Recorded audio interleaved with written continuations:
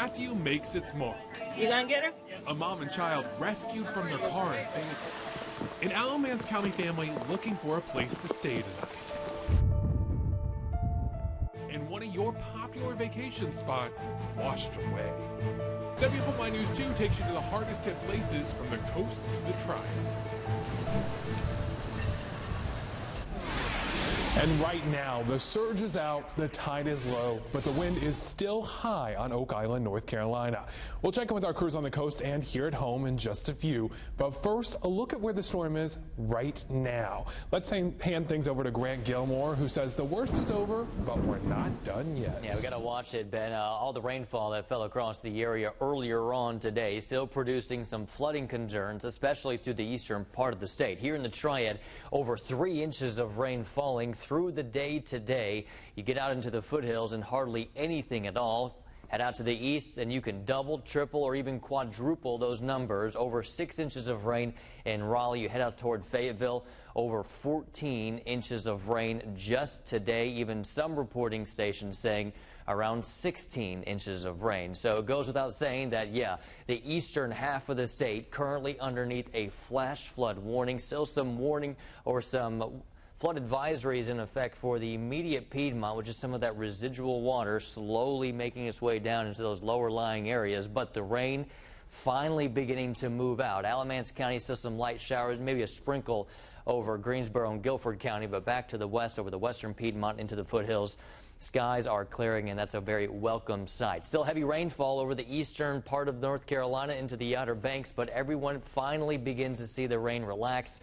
The winds, however, still beginning to pick up over the southern part of the state. Oak Island wind gusts around 41 miles per hour, 49 miles per hour up to the northeast towards Wilmington. Our wind gusts back home still between 20 and 30 miles per hour. I think we stay breezy as we head through the day tomorrow. The rain ends tonight, but still some possibility of some residual flooding through early tomorrow morning. But I promise you the sun returns tomorrow. We'll take a look at that forecast in just a few minutes. We're seeing a lot of images from Matthew that tug at your heartstrings, like this video from Fayetteville Police Department showing a mom and a young child being rescued from their car in rising floodwaters. Yeah, it took me a second, too, to see it. Look closely. Both of them are wearing red jackets. You can see the child near the hood of the car. Roads are closed in a lot of places because they're flooded throughout the city, and these guys were lucky. Governor Pat McCrory says we've had 3 deaths so far related to the storm in North Carolina.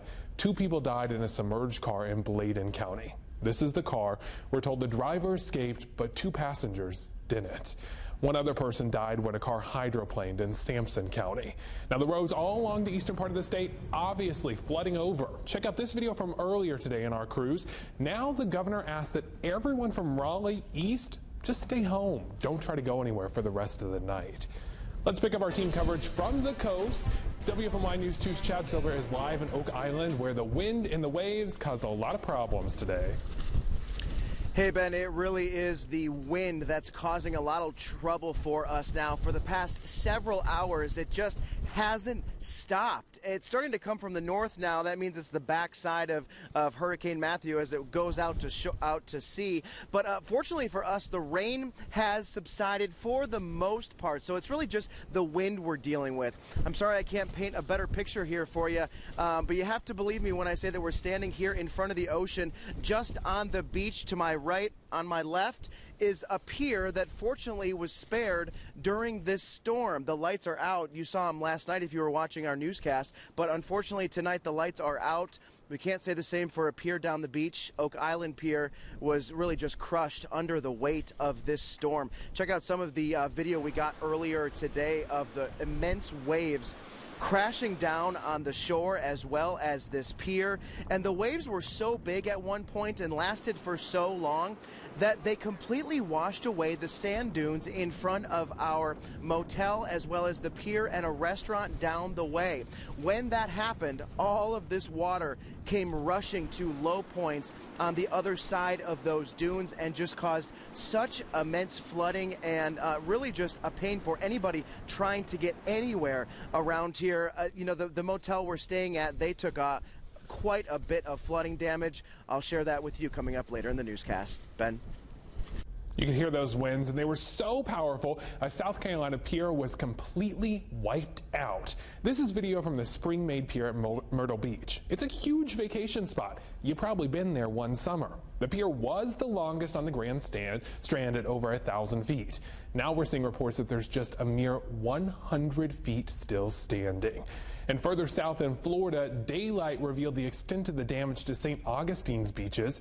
Heavy waves and storm surge battered the coast, damaging many beachfront homes. The storm is also to blame for at least 4 deaths in that state. Hurricane Matthew dumped up to 15 inches of rain on counties on Georgia's coast, 15 inches. This video here is from Savannah. A woman's car got trapped in the floodwaters. So look at her, poor thing. She had to get out and walk to safety. And after wading through waist deep, she finally made it out. Now, people were trying to get around any way they could today, even by kayak. This is a video from Charleston, South Carolina. This afternoon, Matthew made landfall there, just northeast of Charleston at 11 today. Now, continued rain and heavy flooding is hitting the city hard, even hours after the storm. Emergency evacuation orders are still in effect. And if the flooding wasn't bad enough along the coast, check out this massive fire from China Grove, South Carolina. The fire spread to 5 condos now. Firefighters say they don't know how it started, but they believe they prevented it from spreading anymore. And back here in the Triad, Matthew has really packed a punch. Downed trees have damaged homes in Alamance County. WFOI News 2's Lauren Fabrizi even talked with a family today who's looking for a place to stay tonight. Yeah, Ben, just incredible damage here in Burlington. This giant tree here had toppled over and crushed this house. You can see in the back, making its way to the front, making its way all the way to the back here, and also destroying a car as well. The tenant and her friend inside at the time, and this, unfortunately, wasn't the only house in the county that Matthew messed with. I'm just so glad my grandson wasn't here today. Sherry Palma and her friend Sandra had just finished running some errands.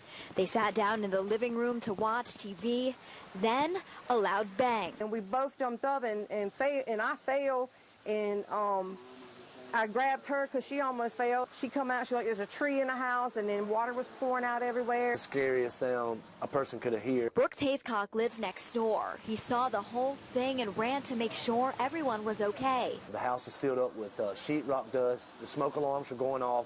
Water was pouring in through the roof, through the attic. A frightening scene causing total destruction. My furniture, my TV, everything is flooded. Over in Graham, another strong dose of Hurricane Matthew. A tree toppled onto the corner of this mobile home and smashed the owner's shed and car. Next door neighbors heard the impact. Just like a earthquake, was saying when it hit, because the ground shook the trailer. Meanwhile, back in Burlington, Palma sifting through what's left. The only thing salvageable, a few clothes and pictures. A long road ahead, but Palma says what matters most is that she and her friend are alive. The way that thing came down and as big as that tree is, it was definitely a blessing that we were able to get out of that house. And back here live now, one last look at this extensive damage here. The house, unfortunately, is not livable at this time. Palma had lived here with a friend and his son who were not here at the time, and also their 2 dogs. We just heard them barking in the backyard. They're okay, too. The Red Cross is helping them all find a place to stay. Those downed trees, power lines, and even flooding were issues all across the Piedmont Triad. In Greensboro, police had to shut down several roads due to downed trees, like here near the corner of West Ridge and Double Oaks. Just a few minutes away on Jefferson Road, Eddie Moore says the wind knocked down a 100-year-old pine in his backyard. Fortunately, no one was hurt, but Moore says that really surprised him. Oh, I thought we were going to get a little bit of rain. I woke up this morning and last night, and it was raining, and I kind of enjoyed the rain. And then it kept getting worse and worse, and I kept looking out in the yard, and it was flooding. Man, that was a massive tree it took down. And then there was flooding in Latham Park, where the rain didn't keep everyone inside. We found a few people out walking through the floodwaters. We wouldn't recommend doing that because you never know what might be in those waters, though. Yeah, kind of some hidden and unforeseen dangers lurking in those floodwaters, any floodwaters for that matter.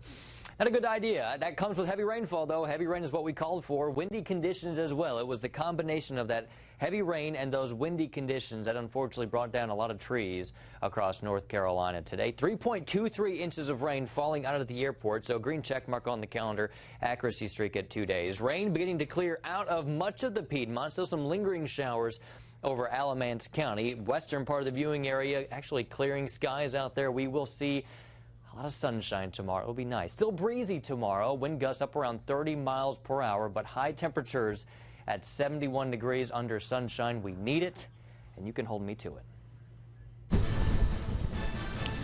Meteorologist Tim Buckley out here on Oak Island, where it is a lot more than breezy right now. The winds right now are about as strong as they have been throughout Hurricane Matthew. Coming up, I'm going to walk you through all the wild weather our crew has experienced over the last couple of days.